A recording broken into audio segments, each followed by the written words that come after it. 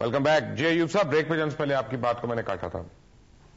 جی دیکھیں, جو جوڑا ہوتا ہے نا پیئر, اس کے لیے ضروری ہے کہ میسکولن اور فیمینن ہو, اور اگر وہ وائف جو ہے وہ میسکولن بن جائے گی, سارے سیم آپ جو کہنا چاہ رہے ہیں, تو کبھی بھی ان کی پیئرنگ نہیں چل سکتی. یہ اللہ تعالیٰ نے دونوں کو جو سائیکولوجیکلی فیمینن اور میسکولن بنایا, اسی وجہ سے جوڑا بنتا ہے. ویسے یہ ڈومینیشن جانوروں میں پائی جاتی ہے, نیچر کے دوسری چیزوں میں ایگزیبٹ ہوتی ہے.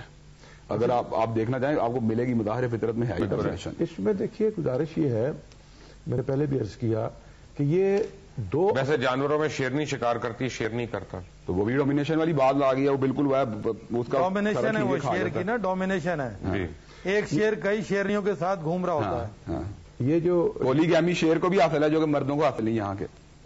آپ خوش ہیں اس بات میں. علامہ صاحب کے چہرے کی مسکراہٹ دیکھیں, کلوز اپ لیں ذرا. علامہ صاحب یہ شیر والی بات آ گئی, ہماری داڑھی بھی شیروں کی طرح ہی ہے. بالکل. اور ویسے بھی مبشر صاحب, دنیا میں کوئی بھی ایسا عورت نہیں ہے جو مور دین ون شوہر جو ہے, ہسبینڈ جو ہے, وہ رجسٹر کرائے پوری دنیا میں. نان یعنی مسلم کے علاوہ بات کر رہا ہوں. پولی اینٹری کنسپٹ کمزور ہے, پولی اینٹری کنسپٹ بالکل کمزور ہے. حافظ صاحب آپ کوئی کورٹ ایکسپٹ نہیں کرے گا. جی میں یہ عرض کر رہا تھا کہ یہ جو میں نے پہلے بھی کہا کہ یہ ذمہ داری جو ہے, یہ کانٹریکٹ جو ہے, یہ جو بندھن جو ہے, نکاح جو ہے, یہ دو افراد تک محدود نہیں ہے.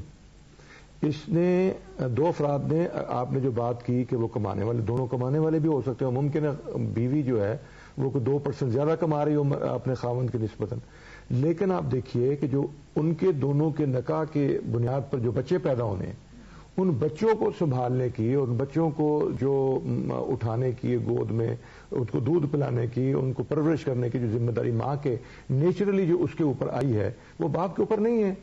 اب اگر خاتون اپنی ان ذمہ داریوں کو پورا نہیں کرے گی تو وہ بچے جو محروم رہ جائیں گے, اور آئندہ چل کر کے 2 ہیں 3 ہیں جتنے بچے بھی ہیں وہ معاشرے کہتے ہیں میں ملٹی ٹاسکنگ کرتی ہوں, میں ایک وقت میں کئی کام کر سکتی ہوں. پھر یہ ٹھیک ہے, میں یہی کہہ رہا ہوں نا جی, لیکن پھر خاتون یہ تو نہیں کہہ سکتی ایک بچہ تو میں نے پیدا کر لیا, دوسرا بچہ کام کر رہا ہے. یہ تو ایک بچے کو میں فیڈ کرا, دوسرے کو تم فیڈ کراؤ, یہ تو کہہ ہی نہیں سکتی. برابری کے حقوق سمجھے گا. برابری کے حقوق تو یہ ہے کہ ایک بچہ پیدا ہو گیا, وہ اڑ جائے کہ جی دوسرا بچہ آپ پیدا کرو. اب دوسرا بچہ پیدا اگر میں نے کر بھی لیا تو اب اس کو فیڈ آپ کرو, میں تو نہیں کرتی, میں جا رہی ہوں دفتر. تو یہ نیچرل جو چیزیں ہیں, خاندان نے جب چلنا ہے تو کچھ چیزیں جو ہے نیچر کے مطابق ان کو لے کر چلنا ہے خاندان کے. ایوب صاحب, اگر میں ایک بات کہوں تو مجھے بتائیں, کیا میں صحیح ہوں گا اس بات میں کہ اسلام واحد مذہب ہے جو عورتوں کو کسی بھی مذہب کے مقابلے میں بہت زیادہ رائٹس دیتا ہے کافی معاملات میں؟ بالکل دیتا ہے, کیونکہ سورہ نور کے اندر ایک ایسا رائٹ اللہ تعالیٰ نے دیا ہے عورت کو کہ جو اکیلی عورت کی گواہی کو ایکسپٹ کیا ہے.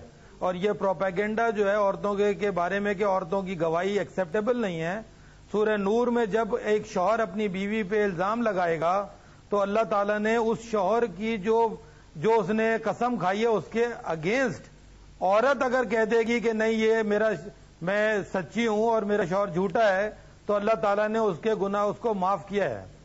لیگل اس کے اوپر نہیں کوئی گرفت ہو سکتی, قسم کھانے کے بعد وہ لیگل گرفت. اس کا مطلب ہو گیا کہ عورت کو اس جگہ پہ رائٹ دے رہا ہے اللہ تعالیٰ جس جگہ پہ اس کو پروٹیکشن چاہیے.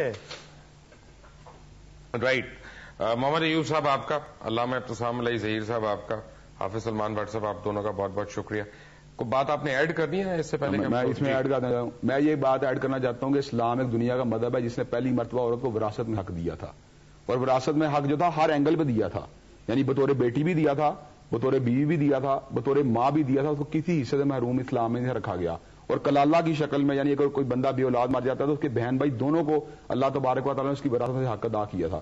اس کے بعد پھر عورت کو زندہ رہنے کا حق دیا, کاروبار کرنے کا حق دیا, اس کے بعد عورت کو بقایا طور پر بزنس کرنے کا حق دیا. تمام کے تمام حقوق اللہ خدیجۃ الکبریٰ بزنس کرتی تھی, اور اللہ تبارک و تعالیٰ کے حبیب علیہ السلام کے بارے میں جو آیت آئی ہے, علم جدید کا یتیمن ووجدہ کا عائلن فاغنا, کہ آپ غریب تھے تو آپ امیر ہو گئے. تو کئی مفسرین نے کہا اے بھی مال حدیجہ, یعنی مال حدیجہ کے ذریعے حضور علیہ السلام غنی ہو گئے تھے. میرا خیال ہے اس میں ایک بڑی امپورٹنٹ بات ہے. ایک منٹ جی, ایک بات یہ میں ایڈ کر دوں اس میں کہ جو اللہ تعالیٰ نے وہ عورت جس کا شوہر کی ڈیتھ ہو جائے, اس عورت کو اللہ تعالیٰ نے رائٹ دیا ہے کہ وہ ڈائریکٹ کسی بھی مرد سے نکاح کر سکتی ہے اپنی چوائس کے, اس کو 1/8 اس کی پراپرٹی میں سے بھی شیئر مل رہا ہے. 1/8 نہیں، وہ یہ بات کہنا چاہ رہے ہیں ولی کی اس کے مقابلے جو کنڈیشن ہے وہ کمزور پڑ جاتی ہے. بالکل صحیح بات ہے. ٹھیک ہے ایوب صاحب، آپ کا بھی بہت ختم نہیں ہوتی، شکریہ. کمزور پڑ جاتی ہے. آپ دونوں حضرات کا بہت بہت شکریہ. اصل میں چلتے چلتے ایک بات صرف کہوں گا کہ، اور میں بڑا کلیئر ہوں، چاہے میری بات کسی کو اچھی لگے یا اچھی نہ لگے، کہ چاہے علامہ ابتسام علی ظہیر صاحب ہوں یا حافظ سلمان بٹ صاحب ہوں یا کوئی اور صاحب ہوں، کوئی بھی فائنل مہر نہیں ہے. اسلام جو ہے نا، یہ آپ کا ہمارا سب کا فرض ہے کہ ہم اس کو ایکسپلور کریں، ہم اس کو اسٹڈی کریں، ہم اس کو اپنی عقل کے مطابق سمجھیں. کہیں پہ رکاوٹ آ جاتی ہے تو اپنے سے بہتر آدمی کے پاس ضرور جائیں، اس سے رہنمائی ضرور حاصل کریں، وہ جو گنجلے ہیں ان کو سلجھائیں. لیکن اگر اپنے گھر بیٹھ کے جیسے کوئی مر گیا اور آپ صرف مسجد کے مولوی کے اوپر آپ ڈیپینڈنٹ ہیں کہ وہ آئے گا اور وہ بتائے گا کہ غسل کیسے دینا ہے، نماز جنازہ کیسے پڑھنی ہے، یا بعد میں دعا کیا پڑھنی ہے، تو پھر آپ میرا خیال ہے ایک لوزر ہے. آپ اس میں وہ بازی ہار رہے ہیں زندگی کی. کیونکہ یہ چیزیں جو ہیں یہ مخصوص لوگوں کو نہیں، ہر مسلمان کو پتہ ہونی چاہیے کہ اس نے اپنی روزمرہ کی زندگی، جیسے میں نے کہا، کہ کس طرح کے احکامات سے گزارنی ہے. اور اگر کبھی ایسا کویشچن ہو تو میں آپ سے ایک ریکویسٹ کروں گا، جو میں نے پچھلے دنوں میں چیز آبزرو کی ہے، کہ پلیز انٹرنیٹ سے مت فتوے لیں، کیونکہ جس کا دل کرتا ہے وہ انٹرنیٹ پہ مفتی بنا دے. میں نے تقریباً پچھلے چند دنوں میں ایکسپلور کیا تو گوگل کے اوپر صرف 35 لاکھ کے قریب فتوے موجود ہیں. دس از ناٹ پاسبل. فتویٰ دینے کے لیے ضروری ہے انسان کا علم بھی، اس کی تحقیق اور اس کی اجتہادی مہم جو اس کے اندر پوری ایک شامل ہے، وہ پورے کا پورا اس فتوے میں آتا ہے. مثلا میں اگر آج بیٹھ کے انٹرنیٹ پہ کہہ دوں کہ مولانا مبشر لقمان نے یہ کہہ دیا کہ جی عورت کو حق ہے وہ خود سے طلاق دے دے، تو اس سے وہ جائز نہیں ہو جاتا. ہم پڑھیں چیز کو، سوال اگر ہمارے ذہن میں اٹھتا ہے پھر قرآن و حدیث کے روح میں اس کی تحقیق کریں. Only then we can apply it on ourselves. Until the next time, اللہ حافظ.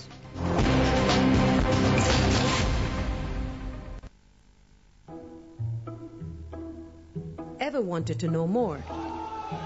Who makes policies and who creates couture?